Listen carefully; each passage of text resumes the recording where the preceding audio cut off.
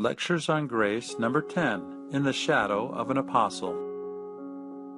I was teaching two families for a long period of time, and they posed a really interesting question to me about miracles. They said, Vinny, if your leaders are truly apostles, then like Peter of old, are people healed in their shadows? They were referring to a scripture, insomuch that they brought forth the sick into the streets and laid them on beds and couches, that at the least the shadow of Peter passing by might overshadow some of them. There came also a multitude out of the cities round about into Jerusalem, bringing sick folks, and them which were vexed with unclean spirits, and they were healed every one. Acts 5:15-16. I said I had no experience with that, but Latter-day Saints do not really talk about miracles too much unless inspired to do so. We don't brag about them and consider them private. They're sacred and are usually intended by heaven for the recipient and not for the broader audience. But I had an experience with an apostle shortly after the question was posed to me in Raleigh, North Carolina, when Elder David E. Bednar came to reorganize our stake presidency. Our bishop would be called to be the new stake president, and there was something that happened during one of the adult sessions of stake conference that I related to my friends in an effort to answer their inquiry. A Spanish-speaking member was asked to bear her testimony to the 600-plus people that were gathered at conference. This humble lady stood in front of all of us, and in broken English began to express her thoughts and testimony. It was hard to understand her, and I prayed silently that God would come to her aid and help her out. Give her the courage to speak in front of so many people with such a daunting task.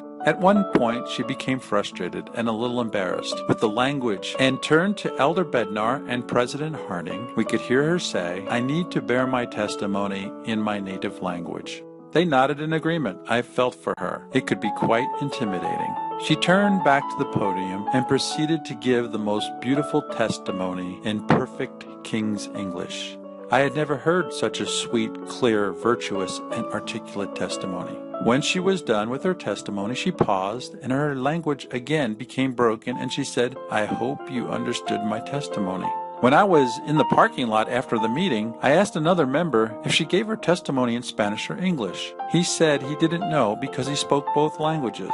Weeks later, I was at a multi-denominational Bible study where we were discussing the gift of tongues when I related my story to the group. Another person in the group, a fellow Latter-day Saint, said, I was there, Vinny. She spoke in Spanish. He was there. She spoke in Spanish, and I heard it in English. This very scenario is also descriptive of what happened during the Pentecost in the New Testament times. Now, when this noised abroad, the multitude came together and were confounded because that every man heard them speak in his own language. Acts 2:6. I don't know how it's done physically, spiritually, or otherwise, but this is my reality. I know what I heard, and I heard her in my language, and I could not deny it, just as Joseph Smith could not deny what he knew to be true. The sweet savor of a grace-filled experience like this is hard to describe, and one might be inclined to ask, why me? But God doesn't play favorites. He favors righteous intent, and He knows the thoughts and intents of our hearts, standing ready to bless us in areas where we need it, where we will benefit by it and grow in His knowledge, in His will, and in His ways. Perhaps it was a simple blessing to me for a humble prayer offered on behalf of another person.